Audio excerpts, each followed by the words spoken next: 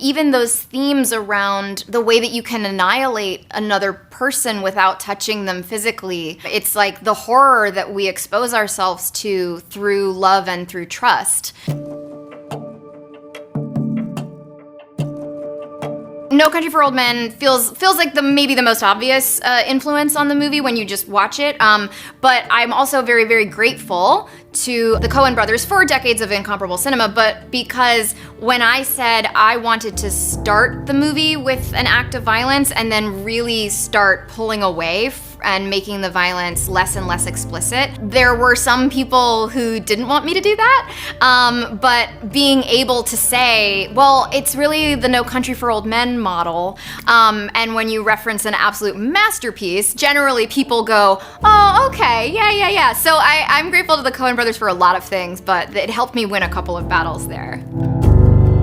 I feel like Le Bonheur does a really great job of creating that absolutely kind of terrifying, skin-crawling feeling in a way that really feels like a magic trick. There are movies where, you know, even if you're not really conscious as you're watching it, you could probably explain why a certain sequence was so unsettling to you. And I love or hate, it's always hard to describe, the way that you're watching something unfold in a way that's so pleasant that you're wondering, like, how is it that I feel like I'm gonna be sick when everything in this movie feels beautiful, lovely, saturated, warm? It's like I wanna be at that picnic, but also it feels like the stakes are really life and death. But also, you know, specifically there's a sequence where it's like a kind of blending of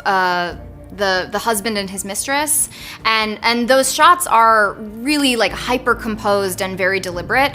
So the reference in the film probably isn't obvious. But there's a scene where, without giving much away, I'll say two characters wake up next to each other, and I wanted that sequence to feel almost perversely intimate. And again, I think of Le Bonheur and I think of like the perverseness of the way that it's presented versus the emotion underneath it. And what's happening is this kind of disconnect, but the illusion of intimacy. It's two people who are really lying to each other about what's actually happening, but it's like this girl is saying, hey, if you get on board with this reality, we can both walk out of here safe.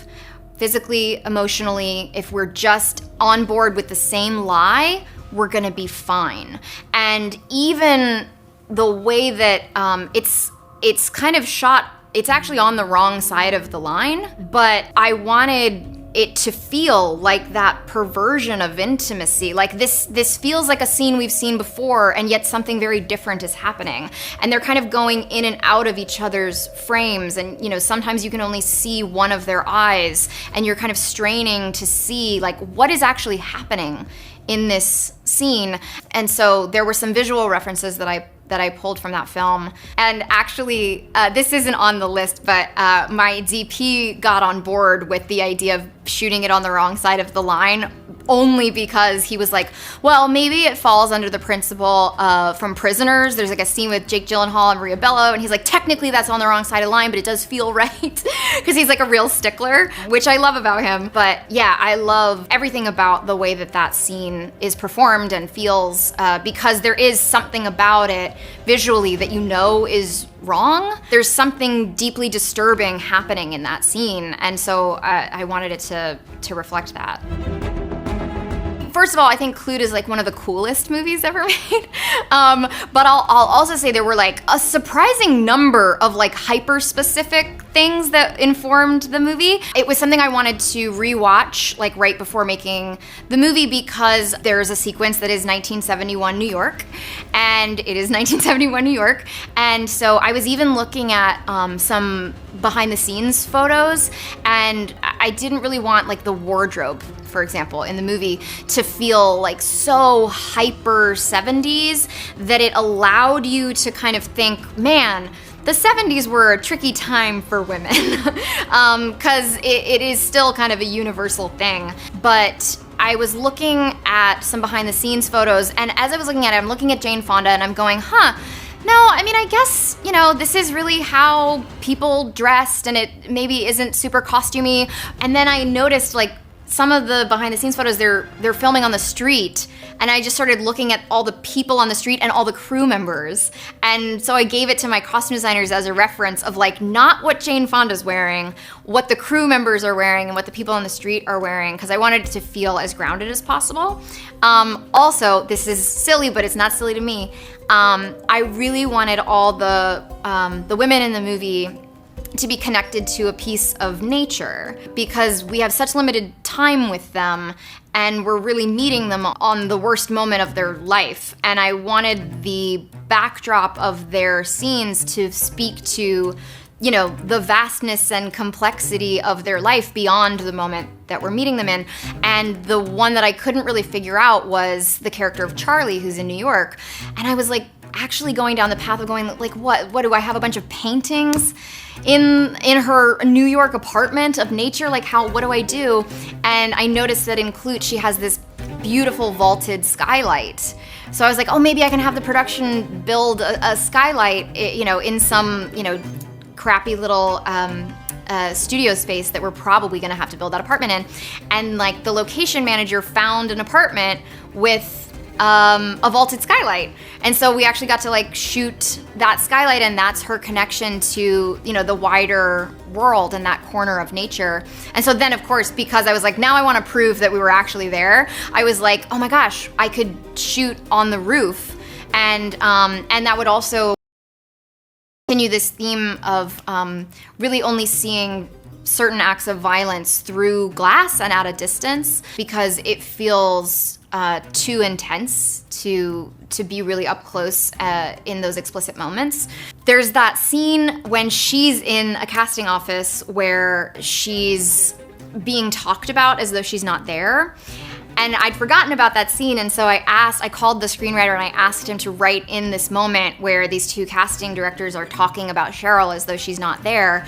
And that's really when I thought, well, I wonder if there's a way to write it that it would be unclear for a little while who they're talking about. And are they talking about the victim that we've just seen? Are they talking about someone else? And I wanted it to feel really kind of disorienting. And that kind of led me down a path of figuring out, sometimes while we were shooting the scene, a way to transition from scene to scene that would connect all of these very disconnected storylines in a way that felt like the women were almost spiritually connected, I guess. And the trouble about asking a real film fan of a screenwriter to do that is that he does it, and then the thing that he's referencing, you go, are you talking about Kitty Wynn in Panic in Needle Park? You son of a... Because he knows it's you. It's like, and it comes up like off the dome. He writes that line, and I was like, I know what movie you're talking about. And you're like, she's very pretty, and this is like, she turns to prostitution, she's homeless, she's a drug addict, she betrays her. Like, you're like, damn, that's humbling, man. I think the way that Army of Shadows handles a subject matter where there's a temptation for it to be presented as incredibly heroic, because it's about the French Resistance and these people were heroes, but it really deals very honestly with the kind of bleak and grim reality of these sacrifices and the way that there was really no glory. But specifically, the epilogue felt like, I don't know, a mirror or potentially like No Country, a bit of a justification for this thing, because one of the first things I asked the screenwriter to do when I signed on to direct the movie was change the ending and, include the scene where these two people wake up in the desert.